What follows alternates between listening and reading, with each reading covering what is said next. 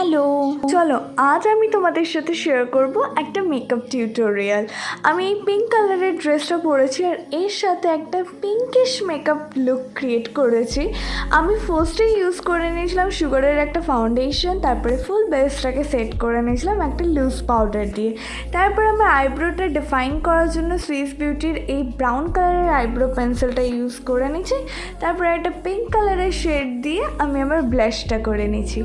এইবার আমার আইসটাকে ডিফাইন করার জন্য আমি একটা আইশ্যাডো প্যালেট থেকে একটু গ্লিটারি একটা রোজ গোল্ড কালারটা নিয়ে এর উপরে লাগিয়ে নিয়েছি। তারপরে কাজল আর তারপরে হচ্ছে আইলাইনার। এখানটা আমি প্লামের আইলাইনারটা ইউজ করেছি, যেটা খুবই ভালো। আর তারপরে লিপস্টিকের জন্য আমি L18-এর এই পিঙ্ক কালারের শেডটা ইউজ করেছি। এই যে এটা হচ্ছে আমার ফুল লুক। কেমন লাগলো অবশ্যই বলো।